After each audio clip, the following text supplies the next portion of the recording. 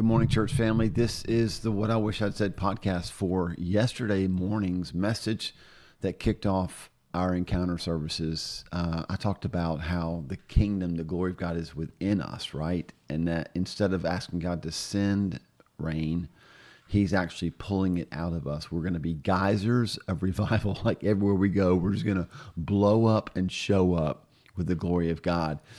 And I just wanted to encourage you that you're going to hear us talk about joy a lot. I told you that we're kicking off a series this coming Sunday in Philippians that's all about joy. Actually, it's called Joy Full because God wants us to be full of joy, right? So it made me think of this verse this morning. I woke up. You ever wake up hearing songs that you learned when you were a kid?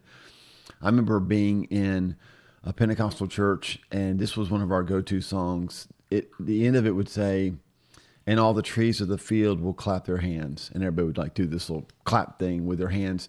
But it comes from Isaiah 55, verse 13. It says, "You will go out in joy." Sorry, verse 12. "You'll go out in joy and be led forth in peace. The mountains and hills will burst into song before you, and all the trees of the field will clap their hands." I hope you can hear the excitement in that verse, right? And it's all because we get led out in joy. God fills us with joy, and we go out with joy. And all the trees are clapping their hands, and mountains are bursting forth in song. And it's just like this beautiful Sound of Music type of a scene. And it's at the end of a beautiful chapter about how God is going to redeem his people. And I just want to read that over you today, if that's all right. It says this: "Come, all who are thirsty, come to the waters. You who have no money, come buy and eat. Come buy wine and milk without money and without cost." Now, I just want to say, I've always read that and about, wait, God, how can I buy something if I don't have money? And this morning I felt like he said, because my grace gives you the money you need. It's like a dad or a mom giving their children $5 so that that child can then go spend that $5 on whatever they want. The kid doesn't have any money, but the parent gives them the money to go buy what they want. And Jesus is saying, he's saying, come. If you're thirsty and you don't have any money, come. I'll give you what you need so you can buy and eat. See how even he treats us like adults, right? I don't have to take care of you the rest of your life. I'm maturing you, but you'll never mature beyond my grace. You'll never mature beyond needing to receive from me so that you can then give away. He says, "Why spend money on what is not bread and your labor on what does not satisfy?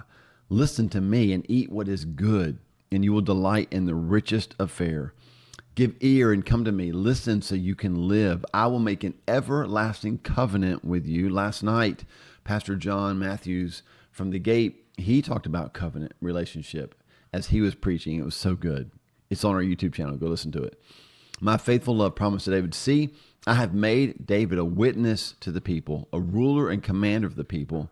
Surely you will summon nations that you know not, and nations you don't know will come running to you because of the Lord your God, the Holy One of Israel, who has endowed you with splendor. Seek the Lord while he may be found. Call on him while he is near." Do you hear the urgency there?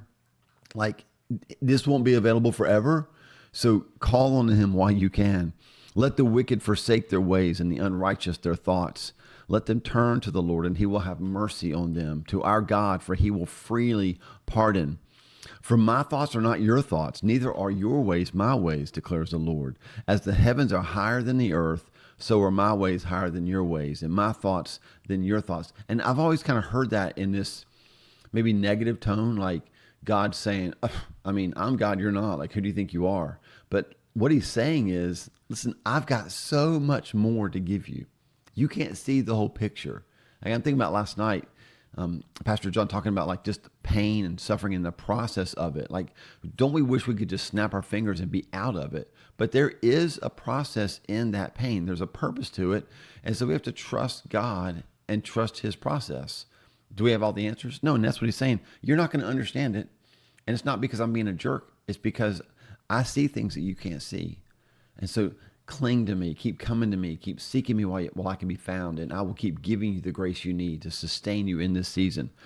And here's what he says: as the rain and the snow come down from heaven and don't return without watering the earth and making it bud and flourish, so that it yields seed for the sower and bread for the eater, so is my word that goes out from my mouth. It will not return to me empty, but it will accomplish what I desire and achieve the purpose for which I sent it. God never speaks something without a meaning, without a purpose, without something that it's supposed to do. He does not speak careless words over you. That's good. And then we get to our verse: you will go out in joy. And don't you see that now? After hearing that whole chapter, the greatness and the goodness of God, how he gives his own resources to us when we don't have any, so that we can grow up and mature and act like adults in the kingdom. After he has healed us and said, I'm available for you to seek me and find me. After he said, my word will not return void, it will accomplish what I sent it to do. He says, and you will go out in joy. And we're like, of course we will. Do you see that, guys, that I was talking about? How as the word gets in us, it has no other option but to bubble out, burst out of us with joy. You'll go out in joy and be led forth in peace.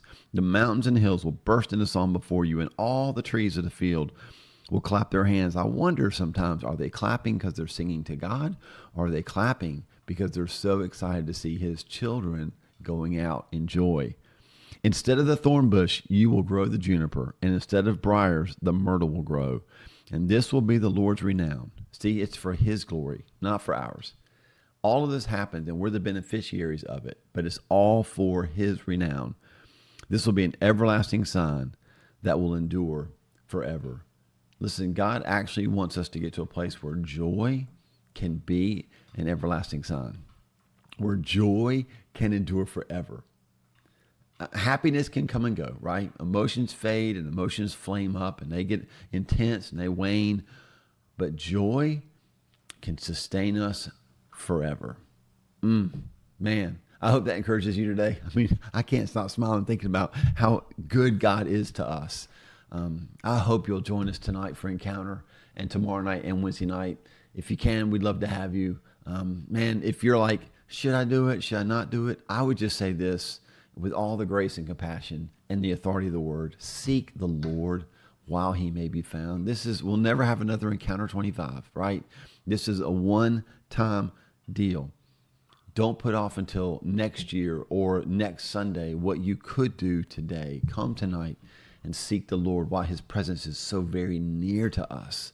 That thin place where heaven and earth have just kind of come together, and he's in our midst. Seek him while you can, and let him give you what you don't have, and you will go out in joy. Man, have an awesome day. I hope to see you tonight.